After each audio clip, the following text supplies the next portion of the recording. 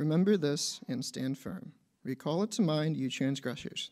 Remember the former things of old, for I am God, and there is no other. I am God, and there is none like me, declaring the end from the beginning, and from ancient times things not yet done. Saying my counsel shall stand, and I will accomplish all of my purpose. Calling a bird of prey from the east, the man of my counsel from a far country. I have spoken, and I will bring it to pass. I have purposed, and I will do it. If you would please be seated.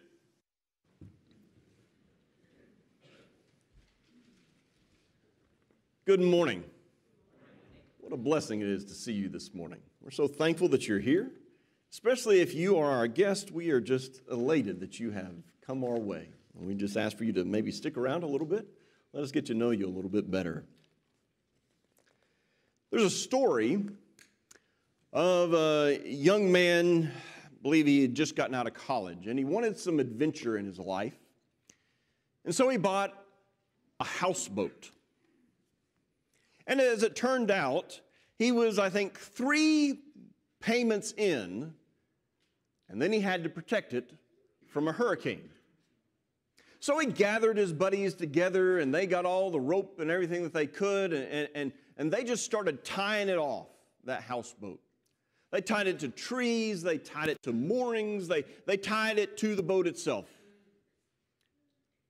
And as it said, that you could take a look at it and it looked like it was a spider's web of rope just all around that houseboat. And then a seasoned sailor came by and gave them just a little bit of advice. He said, "Tie her to land and you'll regret it. Those trees will be eaten by the tornado or by the hurricane. Your only hope is to anchor deep. Place 4 anchors in 4 different locations. Leave the rope slack and pray for the best." What do we do when the hurricanes of life hit us? When things that come our way that are unexpected, things that we don't understand, things that hurt us, how do we get through the storms? We need anchor points. We need to be fastened to those strong anchors that are immovable, that will be there even through the storm, so that we can hold on and have our bearings secure when the storm is over. So for the next 3 weeks in the month of January, I'd like for us to talk about anchor points.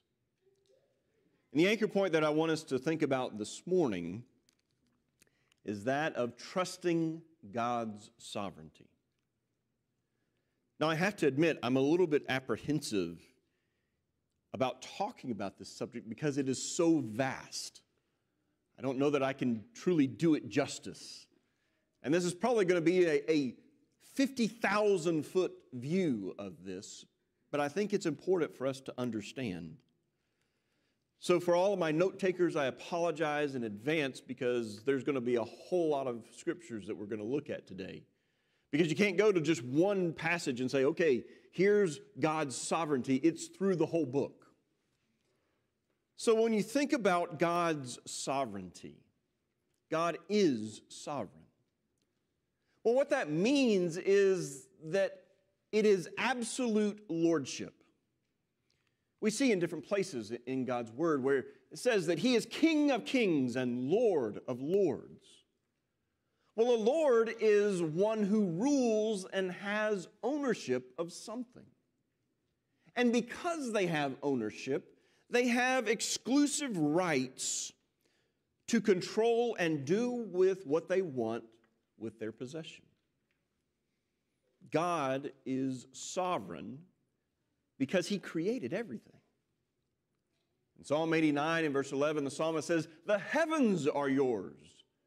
The earth also is yours. The world and all it contains, you have founded them. Because God created everything, He has absolute independence to do as He pleases, and He is in full control over the actions and circumstances and situations of His creation.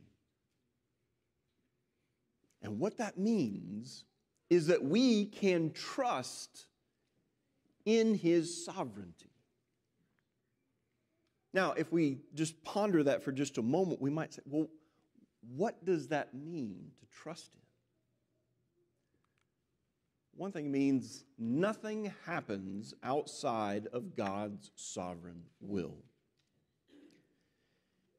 In the scripture reading that was given this morning in Isaiah 46, God is saying there, I am God.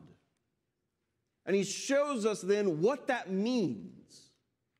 He goes forward in verse 10 saying, declaring the end from the beginning and from ancient times things not yet done, saying, my counsel shall stand and I will accomplish my purpose.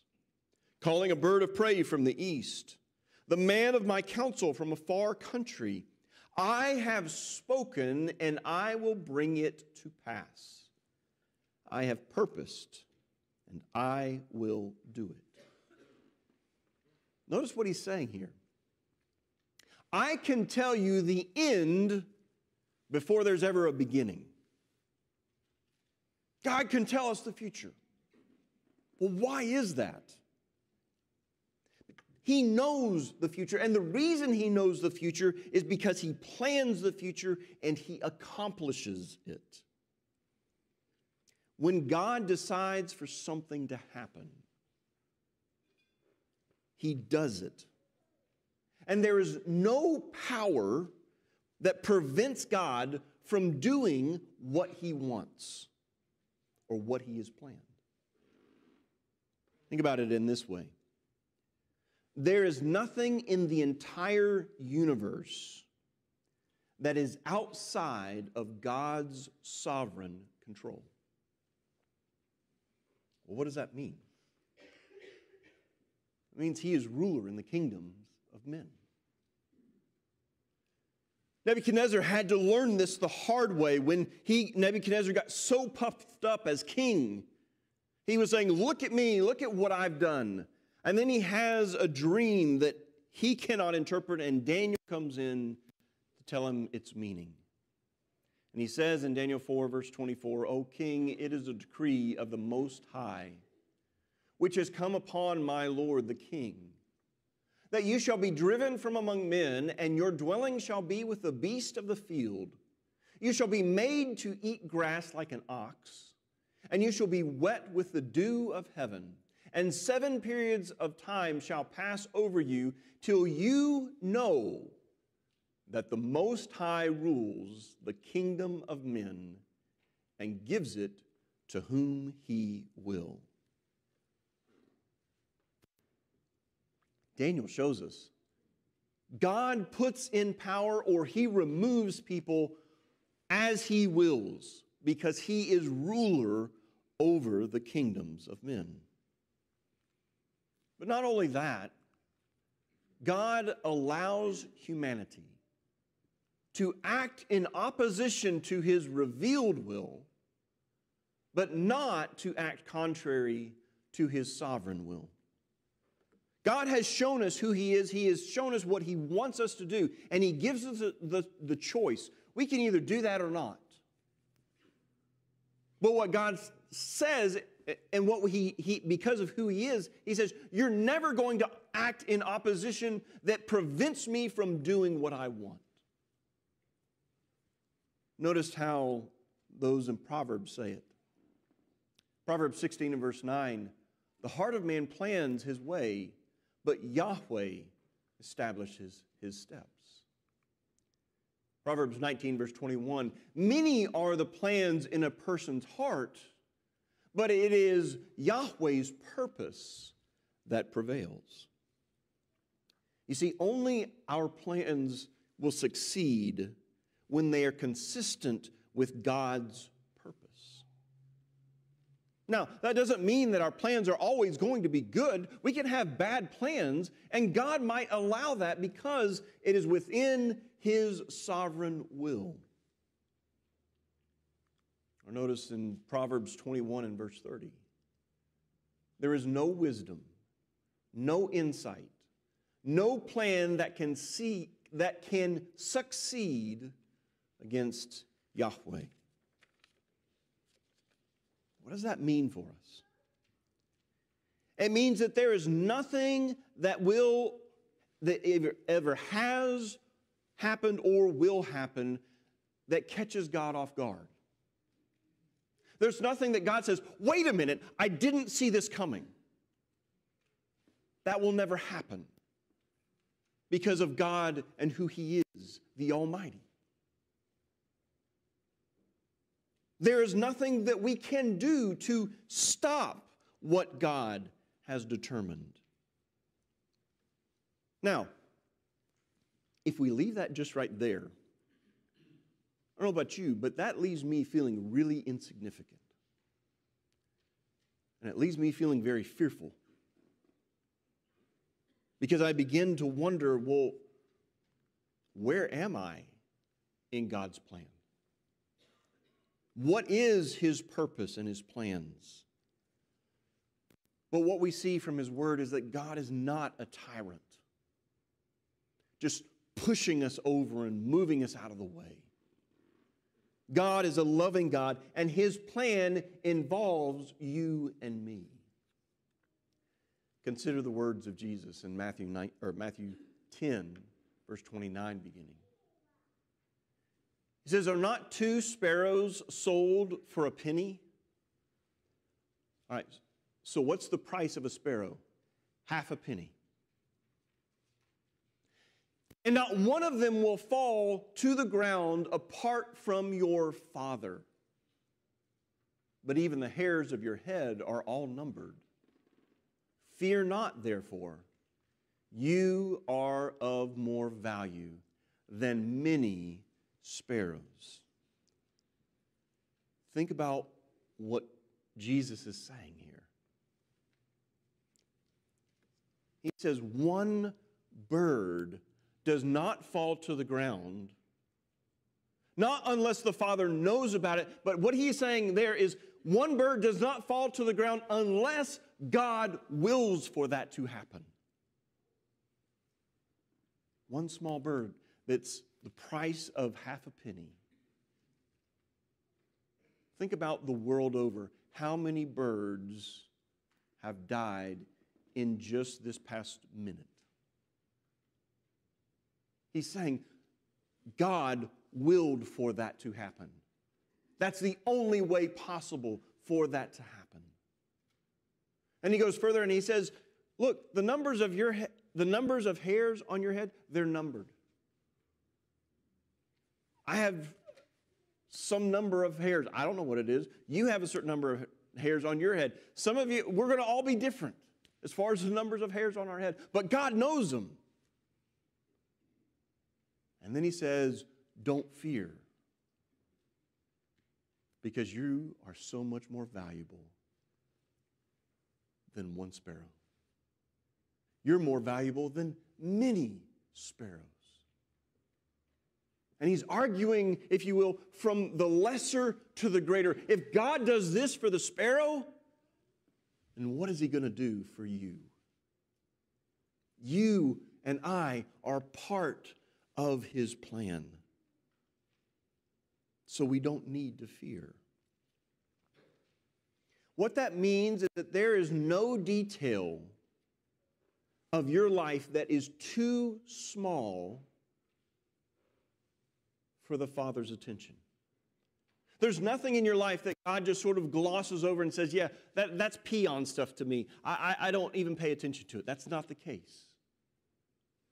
And also, there is nothing in your life that is too big that cannot be controlled by our sovereign God. You see, His purpose is very much intertwined with our well-being. In Jeremiah chapter 32 and verse 41, it says there, I will rejoice in doing them good. That is God talking about his creation. He says he rejoices to do good for us. Well, then what is it that is in God's control? I think we would first say everything in daily life. As Moses is there at the burning bush, God is telling him, I want you to go to the most powerful man in the world at that time and tell him, let God's people go. Moses says, hold up. I'm no good for this. And he goes through the series of excuses, and he says, actually, I'm a really bad speaker. Notice what God says in Exodus 4 and verse 11. Then Yahweh said to him, who has made man's mouth? Who makes him mute or deaf or seeing or blind? Is it not I, Yahweh? Do you see that God takes responsibility for the blind, the deaf, and the mute? God says, I've made that person that way. Which means that God is in control of diseases and accidents and all these things that we look into our world and we say, well, maybe that's just mere coincidence. Maybe that's just a victim of circumstance. God is saying, I'm in control of that. We might look at, well, wait a minute. Isn't being blind a bad thing? Well, that's looking at things from our perspective. We're defining what we think might be good and what might be bad. And God's point here is, look, Moses, I can even use the mute person to bring about my will. Or notice in 1 Samuel chapter 2, verse 6 and 7. This is the prayer of Hannah after she has received her child. She's been barrenless, and now she has received Samuel as her child, and she is giving praise.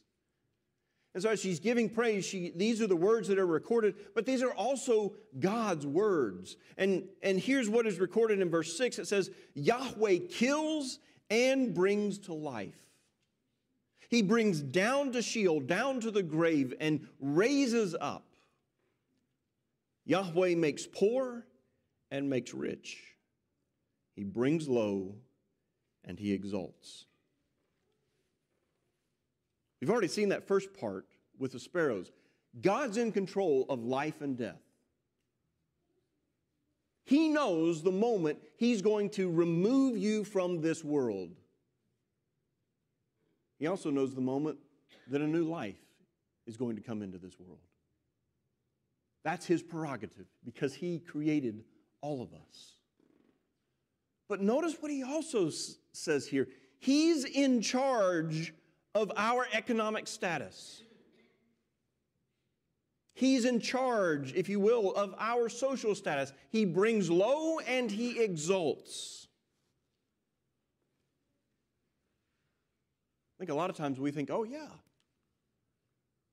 I'm a self-made person. I did this. I've done all of these things. And it is true in the sense that we are carrying out these actions, but God is saying, I'm in the behind the scenes knowing what is going to happen, and I will bring it about for my will. Notice another in Amos 4 and verse 7 beginning. There God writes through the prophet Amos, he says, I also withheld the rain from you when there were yet 3 months to the harvest. I would send rain on one city and send no rain on another city. One field would have rain, and the field on which it did not rain would wither. So 2 or 3 cities would wander to another city to drink water. and would not be satisfied. Yet you did not return to me, declares Yahweh. I struck you with blight and mildew, your many gardens and your vineyards, your fig trees and your olive trees, the locust devoured. Yet you did not return to me, declares Yahweh. What does this tell us here? God controls the weather. We're told in Matthew 5 and verse 45, there Jesus is talking, and he says, God sends the rain on the just and the unjust. In Job, it talks about this whole idea that God loads the thick cloud with moisture. I think sometimes we have this view that God just sort of winds everything up and he lets it go and he says, okay, let's see what happens. That's not what he says here in Amos. He says, I chose for that field right there to get no water. And I chose for that field right there to get water. It means that God is working in the everyday aspects of our life. We look to the weatherman and say, hey, predict what the weather's going to be for us tomorrow. God says, I made it that way because I wanted it that way. We also see that our actions and the actions of others are under his control. For the sake of time, I want us to just look, if you will, at the negative actions of others against us. Because if we cover that, then that sort of also includes any other action that is done, whether it is done actions of our own or actions of others. So let's just say someone is out to get you in some way. Maybe it's road rage that you might experience tomorrow from someone. Maybe it's gossip at work about you. Or maybe let's even go further. Maybe it's that you might experience some physical abuse.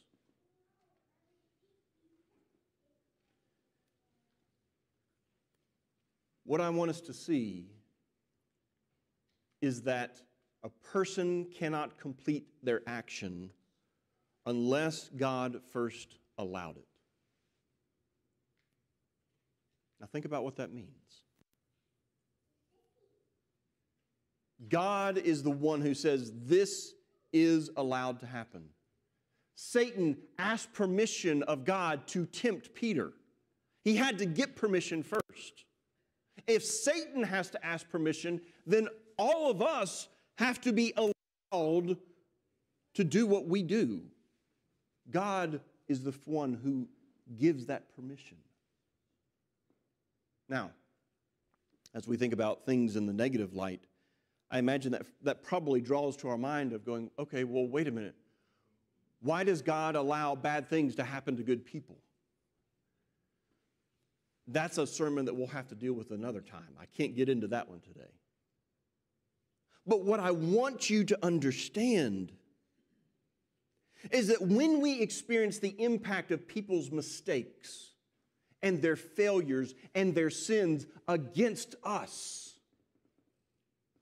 it is very easy to get caught in that storm and go, I don't think God is in control.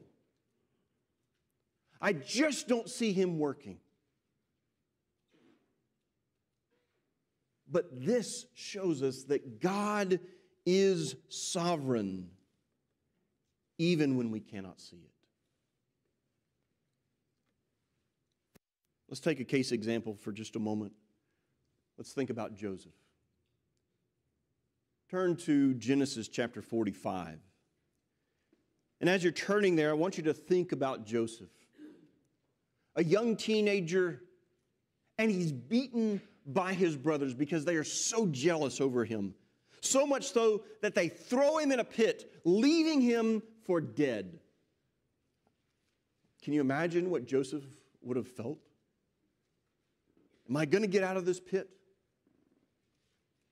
And then they change their mind and they sell him to traders, and he's sold into slavery, taken into another country. What do you do when you're a young teenager, no friends, no family? You're a slave in a completely different land.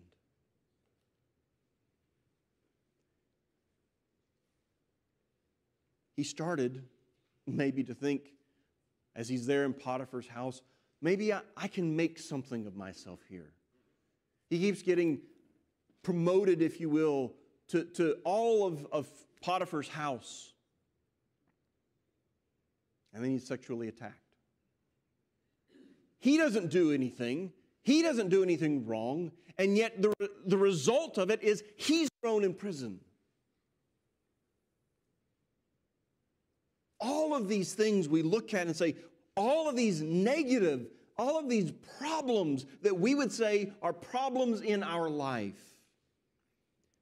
I want you to notice what Joseph recognizes in Joseph 45 and beginning there in verse 5. As his brothers have come to him, there's a famine in the land, and now Joseph has risen to second in command of Egypt.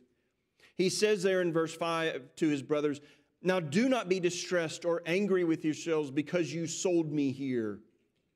For God sent me before you to preserve life. For the famine has been in these lands these 2 years, and there are yet 5 years in which there will be neither plowing nor harvest. And God sent me before you to preserve for you a remnant on earth, and to keep alive for you many survivors. So it was not you who sent me here, but God. He has made me a father to Pharaoh and lord of all his house and ruler over all the land of Egypt." As we look at that passage, we say, who sent David to Egypt? Was it his brothers or was it God? The answer is yes. His brothers did sinful acts, but God used them to accomplish His will. God allowed the brothers the free will to do as they wanted. God was not making them do it, but He allowed them to do it. But He said, I'm going to use what you are doing to bring about my will. Their plans did not hinder God's sovereign plan. And He used it to bring good to Joseph. We go a little bit further into Genesis chapter 50 now. Jacob has now died, and the rest of Joseph's brothers are at the point where they're saying, okay, Dad's dead now, so Joseph is going to enact his revenge on us. We're fearful that he's going to get us back. And in chapter 50, verse 19, Joseph said to them, "Do not fear, for am I in the place of God? As for you, you meant evil against me, but God meant it for good, to bring it about that many people should be kept alive as they are today." Notice what Joseph recognizes here of his brothers. He says, you did mean it for evil. You did act sinfully. But then notice what he says. God meant it for good. I think a lot of times we read through that and we think, oh, he meant it good for Joseph. But that's not what it says here in this verse. He says, you were trying to do it in an evil way. God meant it for good for whom? He says that many people should be kept alive as they are today. Who does that include? That includes his brothers. He's saying God used their sinful actions to preserve their lives. Now, don't mistake what I'm saying here. This is not an excuse to sin. God hates sin. Nor am I saying that God made them sin. In James chapter 1, we see that very clear that we cannot give our responsibility of sinning over to God. We can't say, God, you made me do this. It is our own action. God allowed the sinful hearts of men to run their course, but He controlled their actions, or He permitted, if you will, their actions and the results of their sin, that they accomplished His purpose. So what does all of that mean? When someone sins against you, God intends it for your good and possibly the good of the other person. We don't think that way when it happens to us. Our focus is more on, why is this happening to me? What is wrong? Why is this the case? But from what we see with Joseph, he is recognizing God is working in this, even in the difficult problems. And what I would say to you is, Joseph is not the exception. God didn't preserve the account of Joseph so that we can go, wow, that's great. I wish I could be like Joseph. God is saying, I am working in your life just like I did with Joseph to bring about my plan. You see, in the midst of great difficulties and pain and suffering, it's easy to think that God is not in control. But never think, whatever your situation is, that God at some point goes, oh, I never saw this coming. Because He saw your situation, He saw your circumstances before you were ever born. And He is working that situation for your good. So what does that mean? It means we must trust in His sovereignty. Because God has a plan and purpose for you. And the wonderful thing about it is, He has the power to carry it out. I like what one writer said. It is one thing to know that no person or circumstance can touch us outside of God's sovereign control. It is still another to realize that no person or circumstance can frustrate God's purpose for our lives. I've been saying over and over that God is bringing about our good. That God is all about His glory and working for our good. Well, what then is God's purpose for you and me? Romans 8 and verse 28 beginning tells us. He says, and we know that God causes all things to work together for good to those who love God, to those who are called according to His purpose. He says, if you love Jesus, if you are a child of God, He is working all things, and that includes everything. Whatever your situation is right now, whatever your situation will be, He is working that for your good. And we say, okay, well, what is that good? He tells us in verse 29. For those whom He foreknew, He also predestined to become conformed to the image of His Son, so that He would be the firstborn among many brethren.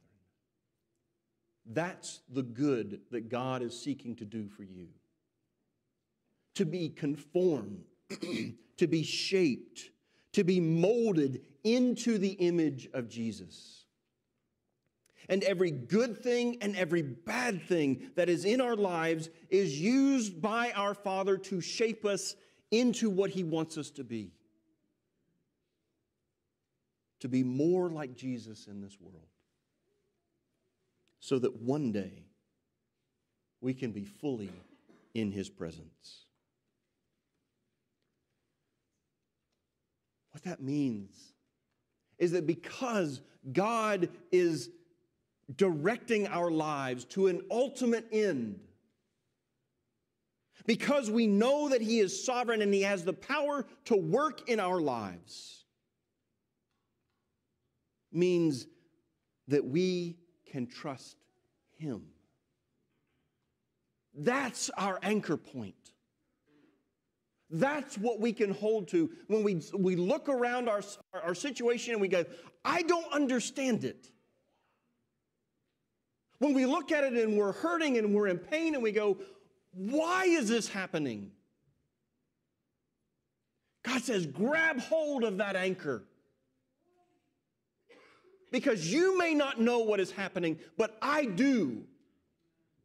And I will steer you through if you hold on to me.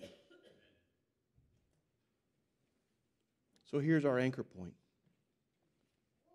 And I'll leave you with this verse. Ephesians 1 and verse 11.